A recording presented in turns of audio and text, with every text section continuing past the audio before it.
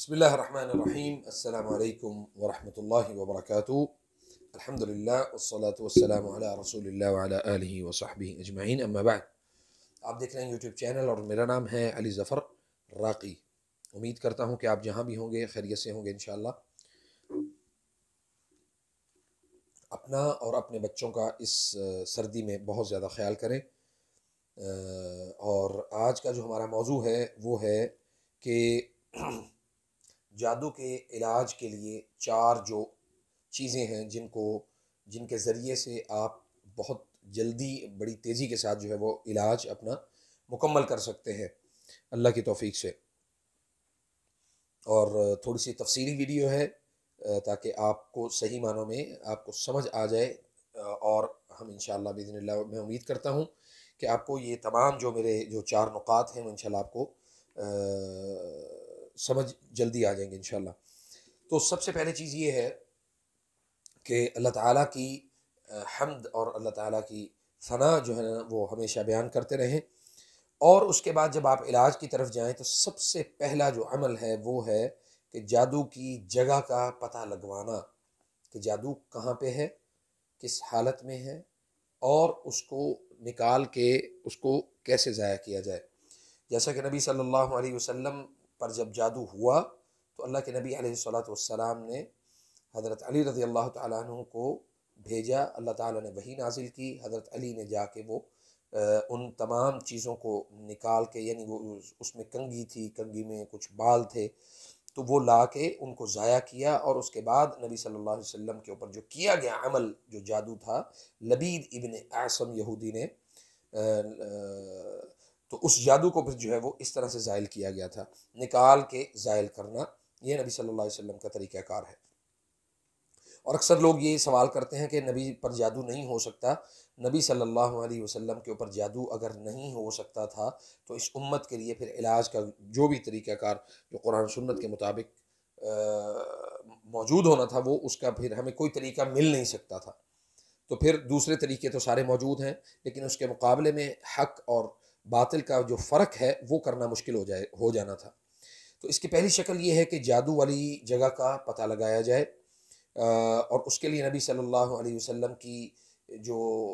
بتائی ہوئی جو دعائیں ہیں وہ کی جائیں، اور اس جادو کی کھوج لگائی جائے۔ اب اس کے لیے کون سی دعائیں ہیں؟ سب سے پہلی چیز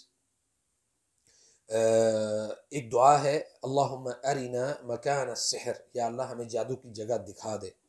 یہ آپ کسی بھی نماز کے بعد یہ دعا پڑھ سکتے ہیں، اور نماز کے دوران بھی آپ پڑھ سکتے ہیں،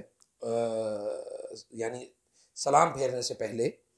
تشہد کی دعاؤں کے بعد آپ یہ دعا کر سکتے ہیں۔ اسی طرح تہجد کی نماز میں آپ یہ دعا کر سکتے ہیں، اللہم ارنا مکان السحر، اللہم ارنا مکان السحر۔ اور اس کے بعد جو قرآن کریم سے جو اس کی جو دم ہے وہ بہت سارے تجربہ کار علماء جو ہیں وہ ان کے نزدیک جو ان کا تجربہ رہا ہے وہ بھی میں آپ کے سامنے رکھ دیتا ہوں، کہ پانی پر سورۃ الاعراف کی آیت نمبر 117 تا 122، سورۃ یونس آیت نمبر 81 اور 82، سورۃ طٰہٰ آیت نمبر 59 پڑھ کر اس پانی چیز کا یعنی کاغذ، مٹی اور کپڑا وغیرہ کو پانی میں پگھلا دیں، اور پھر عام پانی جو ہے نا وہ عام گزرگاہ سے کہیں دور لے جا کر بہا دیں۔ جب وہ چیزیں آپ کو مل جائیں، یہ تب آپ نے یہ کرنا ہے، اور اس سے پہلے بھی یہ آیات آپ ویسے بھی رات کو سونے سے پہلے پڑھ سکتے ہیں۔ اور ایک اور جو مجرب عمل ہے وہ ہے کہ سورۃ الفتح اور سورۃ النصر، اذا جاء نصر اللہ والفتح اور انا فتحنا لک فتحا مبینا، یہ والی جو 2 صورتیں ہیں، یہ بھی پانی پہ دم کر کے وہ پانی رات کو پی کے سو جائیں، اور تھوڑا پانی چہرے پہ، آنکھوں پہ اور سر میں ڈال لیں، اور جو باقی پانی بچے اس کو پی جائیں، تو اللہ تعالیٰ آپ کو وہ جادو کی جگہ دکھا دے گا انشاءاللہ۔ اور دوسرے نمبر پہ قرآن و سنت کے مطابق جو ہے نا وہ جب آپ کسی سے علاج کروانے جائیں تو معالج کے پاس جب آپ جائیں تو معالج قرآن و سنت کے مطابق پڑھی گئی دعاؤں کے بعد وہ جن جب اس کی زبان سے کلام کرنے لگے اور وہ حاضر ہو جائے، اور وہ بھی بعض دفعہ جو ہے نا وہ جگہیں بتا دیتے ہیں کہ وہ جگہ کہاں پہ ہے، کہاں پہ وہ چیزیں چھپائی گئی ہیں۔ الحمدللہ ہمارے تجربے میں یہ رہا ہے کہ جو چیزیں بتائی گئی ہوں وہ الحمدللہ بفضل اللہ تعالی وہ جو جگہیں ہیں، وہ جو جن جگہوں پر یہ چیزیں چھپائی جاتی ہیں، وہ الحمدللہ ہمیں مل جاتی ہیں۔ اب دوسرا طریقہ کار جو ہے نا وہ کیا ہے کہ اگر کوئی جن موجود ہو، جادو کے ذریعے سے داخل کیا گیا ہو، تو اس کو نکالنے کا، اس کو بھگانے کا طریقہ کار کیا ہے؟ بڑا آسان سا ہے الحمدللہ۔ لوگوں نے اس کے لیے پتہ نہیں کتنے چلے اور کتنے مشقتیں اور واللہ عالم کیا کچھ بتاتے ہیں، لیکن یہ بھی ایک جادو کی ایک قسم ہے کہ جادوگر کسی جن کو مریض میں داخل کرتا ہے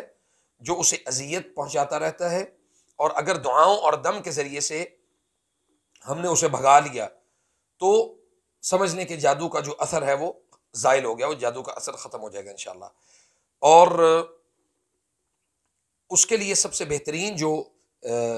صورتیں ہیں وہ ہے سورۃ صافات، سورۃ الجن اور سورۃ البقرہ کی کچھ آیات۔ وہ اس سے پہلے ہم کئی ویڈیوز میں جو ہے نا اس کی تفصیل بیان کر چکے ہیں، لیکن آپ سورۃ البقرہ اگر یعنی 2 صفحات 3 صفحات بھی پڑھیں تو اللہ کے فضل سے وہ جن جو ہے وہ ویسے ہی اس کے جسم کو چھوڑ کے چلا جائے گا۔ اس کے لیے کوئی لمبی چوڑی سائنس نہیں ہے جو بیان کی جاتی ہے کہ آپ پہلے یہ کام کریں، پہلے وہ کام کریں۔ تو ہاں یہ ضرور ہے کہ اس میں مختلف علماء کے، مختلف تجربہ کار علماء کے مختلف تجربے ہیں، تو ان کے تجربات سے جو ہے نا وہ استفادہ حاصل کیا جا سکتا ہے۔ بعض جنات جو ہے نا وہ بہت زیادہ شریر ہوتے ہیں، بہت زیادہ سخت ہوتے ہیں، اور بعض تو بالکل ہی معمولی سی مکھی جتنی حیثیت نہیں ہوتی، اور وہ اللہ کے فضل سے وہ جسم کو چھوڑ جاتے ہیں۔ تیسرا نقطہ ہے فسد کروانا، سنگی لگوانا یا حجامہ کروانا۔ جادو کو زائل کرنے کا، جسم کے اندر سے اس کی تاثیر کو زائل کرنے کا جو طریقہ کار ہے وہ یہ ہے کہ یعنی جسم کے جس حصے کو بہت زیادہ اذیت میں مبتلا کیا گیا ہو، اس حصے سے فسد کروا کر، یعنی سنگی یا وہ جسے ہم کہتے ہیں پچھنا لگوانا، تو وہ لگوا کر خون نکلوانے سے بھی بہت فائدہ ہو جاتا ہے۔ اور یہ سنگی لگوانا صحیح حدیث میں بھی وارد ہے۔ نبی صلی اللہ علیہ وسلم نے فرمایا کہ بہترین جو علاج ہے، یعنی بہترین جو علاج ہے وہ حجامہ میں ہے،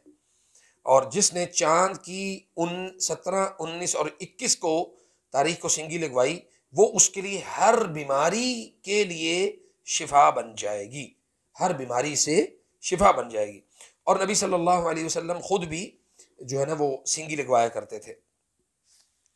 اور اسی طرح جو حدیث ہے، نبی صلی اللہ علیہ وسلم نے فرمایا کہ ان افضل ما تداویتم فی الحجامہ،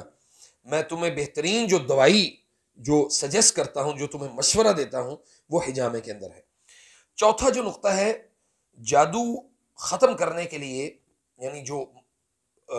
آپ کے پاس جادو آپ کو مثال کے طور پہ کبھی مل گیا ہے تو اس کو کیا کرنا چاہیے؟ تو جادو کو زائل کرنے کا چوتھا طریقہ قرآنی آیات اور سورتوں کو پڑھ کر پانی پہ دم کرنا ہے،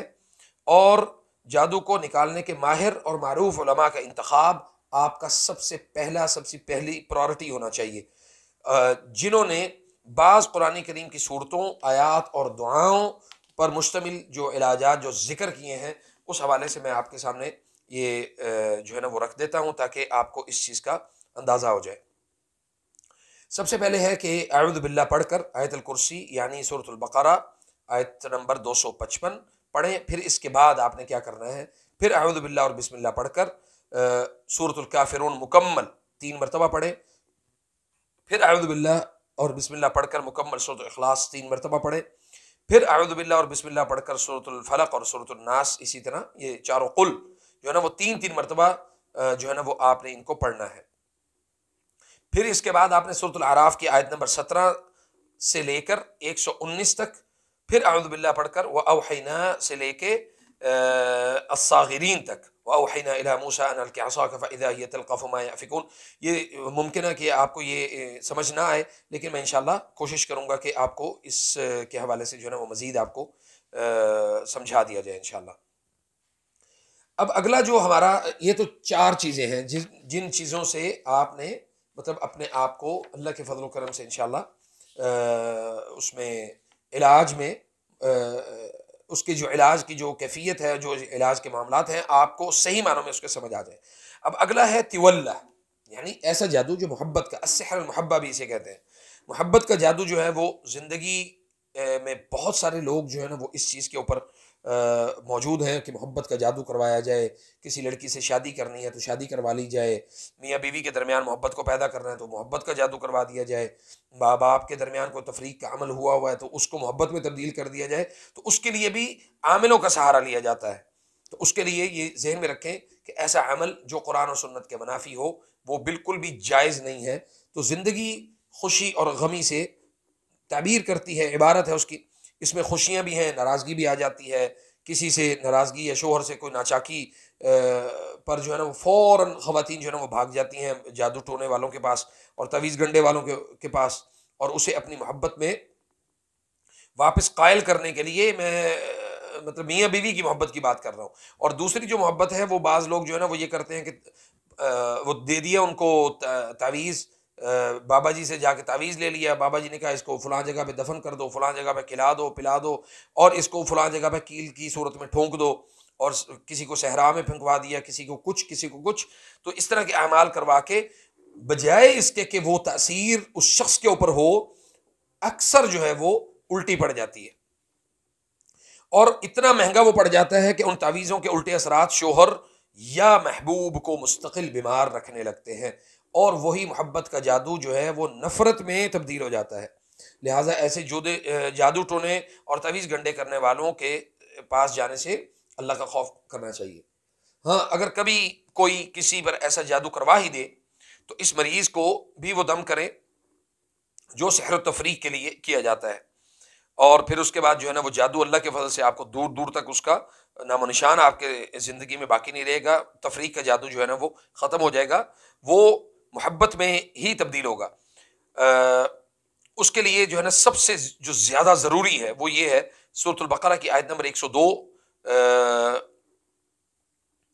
اچھا جی، جادو کو زائل کرنے کے لیے سورۃ البقرہ کی آیت نمبر 102 ضرور پڑھیں،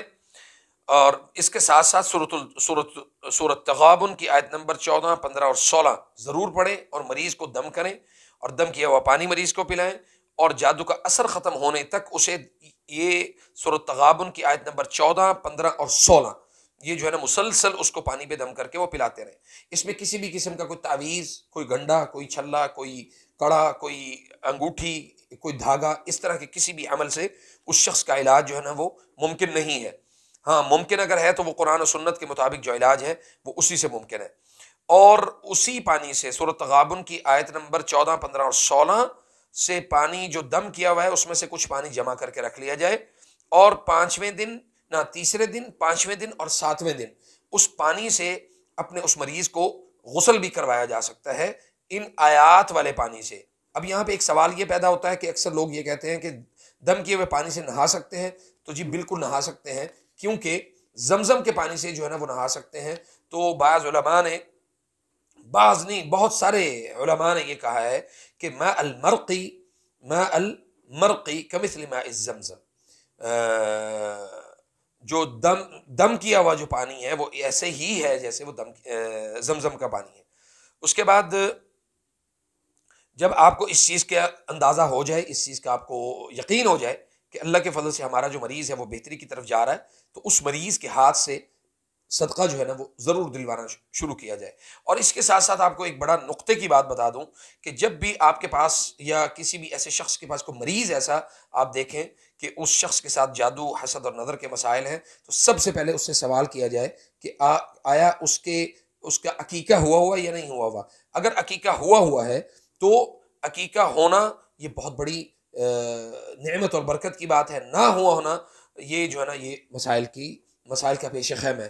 تو ایسے مریض کا سب سے پہلے عقیقہ کروایا جائے، پھر اس کو علاج کی طرف آگے جب بڑھائیں گے آپ تو اللہ کے فضل سے بفضل اللہ تعالی آپ کو بہت فائدہ ہوگا انشاءاللہ۔ میں امید کرتا ہوں آپ کو یہ ویڈیو پسند آئی ہوگی انشاءاللہ۔ ہماری ویڈیو کو لائک ضرور کیا کریں، نیچے کمنٹ ضرور کیا کریں، اور ہماری ویڈیو کو اور چینل کو ضرور سبسکرائب کریں۔ والسلام علیکم ورحمۃ اللہ وبرکاتہ۔